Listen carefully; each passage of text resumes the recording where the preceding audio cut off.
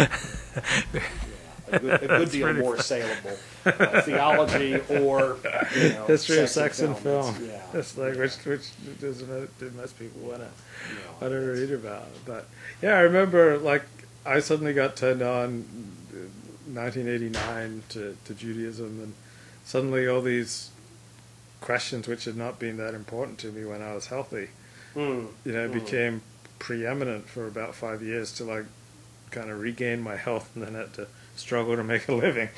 Right. Since then, I kind of like struggled with these questions for about 5 years, and then struggled to make a living since then. So yeah, there were the dark nights of the soul, I'd say, between 1989 and 1993, 94, Sure. and then pragmatic considerations, or you make your choices and then you live them. It's like I'm sure there's a lot of questions that you dealt with a lot in your teens and early 20s, and then you made your choices and you right. Yeah, though I think probably doing the kind of work that I do means being probably unable to completely shelve almost any of those questions. I do have to keep coming back to them because sometimes I'm writing about them, but even when I'm not, I'm thinking about them, and I'm expected intermittently to teach about them. Right.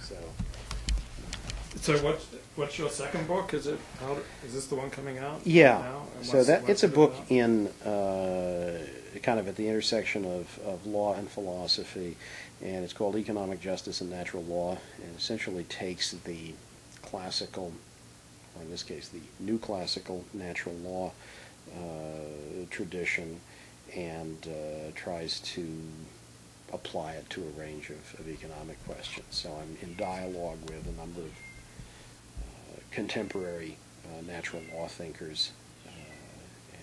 Who would be some of the most prominent of them? Well, probably the best known would be a legal philosopher at Oxford and Notre Dame called John Finnis. Most of these folks, interestingly, are not perhaps very interestingly, but the natural law tradition is rooted in Aquinas. Most of them are conservative Catholics, but Germain Grisey, who is kind of the godfather of this group of people, not as well known as Finnis, but really the person kind of behind Finnis's thinking, was also the teacher of an Orthodox rabbi in Toronto, who's actually one of the leading Orthodox ethicists. You got to be careful. Okay. Who's one of the leading Orthodox ethicists in North America, and his name is escaping me now, but in natural law. Yeah, he's David part Novak? of it. It could be David Novak. I'm thinking David Novak and David Bleich, and I don't remember which one of them Okay, David is. Bleich's Orthodox, and I think David Novak's conservative. Yeah, I don't remember. So I'd have to go back and look, but one of those two I think was David Novak's in Toronto. Yeah, well, it probably is David Novak. First then, Things? who is, You read First Things? I haven't for a long Okay, time, but you're aware of what yeah. it is. But in He the writes event, a lot for First Things. yeah. So, but he's a student of Grisey, who is kind of the font of this intellectual approach. He did a PhD at Georgetown, I think, with Grisey. So, what's like an example of a practical matter that you're discussing? Well, so what do I discuss? So I try to lay out. I think this is probably the most important thing.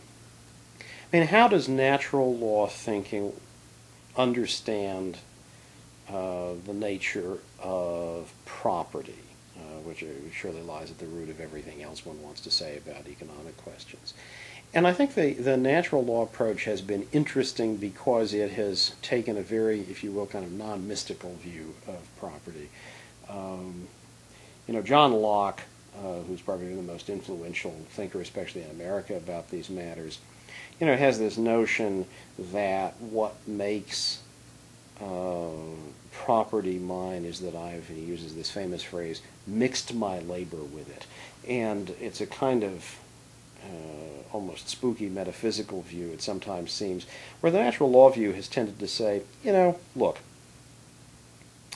certainly if you think about Aquinas or Aristotle, the model is something like this. Look, we've got all this stuff in the world.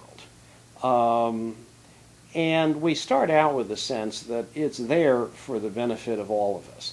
Now, given that it's there for the benefit of all of us, how are we going to parcel it out? Well, look, things probably are going to be better taken care of if each of them is somebody's responsibility in particular. And probably it's a good thing as well if things belong to people in particular as a rule. Maybe that'll be a spur to productivity. On the other hand, there's nothing magical or absolute about that, and if we have to limit that in one way or another for the benefit of the community, that's fine. I mean, it's just a very kind of pragmatic, hard-headed view that I think seems to be quite different from the Lockean view that often seems to lead to a kind of absolutism about property. So I start out in the book by laying out that sort of account of property, though I nuance the natural law account because I think in addition to those two factors that I just mentioned, there are a lot of other things that probably go into shaping a property system. Then I go on to talk about distributive justice, and distributive justice has been seen again by a lot of modern thinkers as what happens when some macro level authority, typically the state, tries to impose a pattern on the way resources are distributed in the society. And the natural law tradition, I think, has been much more inclined to say, no, distributive justice is really about justice in the various transactions that people have that lead to distribution and the circulation of goods and services in the society. But what are the principles for that? So again, I try to think about the criteria of distributive justice that the natural law tradition spells out, and to try to understand where we might get those criteria. So Finnis, has, for instance, in one place, he just kind of tosses off a list of criteria without really spelling them out. And I try to think about what the underlying rationale would be, why these would be criteria for distributive justice. Then I go on from there to talk about a range of other issues. I spend quite a lot of time talking about work, the nature and the significance of work, and what kind of organization of life at work is really fitting given the principles of natural law. And then I talk about a bunch of specific case studies in light of all of that. So that's the sort of thing I'm up to in that book.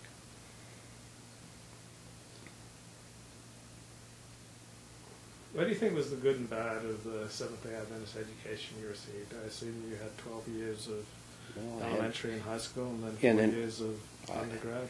I did the first 2 years. They were Adventist, but they were courtesy of Home Study Institute. So I studied at home with my mom with materials provided by HSI because in North Carolina, where we then lived, there was this little Adventist community, and because of some political problems they were having, my parents didn't want me at that Adventist school, and so I studied at home with my mom. Then we came out here, and I was in elementary school and high school here the whole time, except for the brief period when I had the privilege of going to school with you. Mm-hmm. And then I spent all of undergrad here at La Sierra, plus I did a couple of graduate courses at Loma Linda, just for the heck of it. I mean, I wasn't planning on doing a degree there, but I did one after I graduated.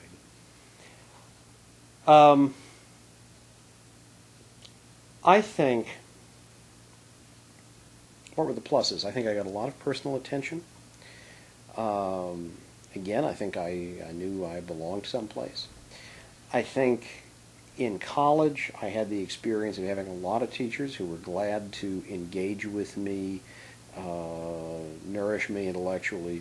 People who were delighted I was there and were glad to take full advantage of that and to invite me to be a colleague and partner and friend.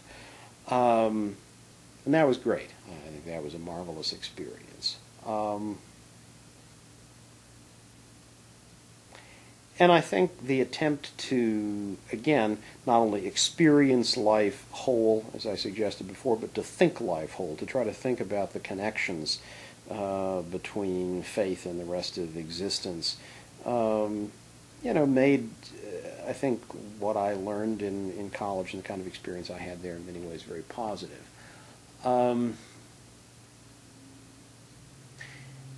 I think as a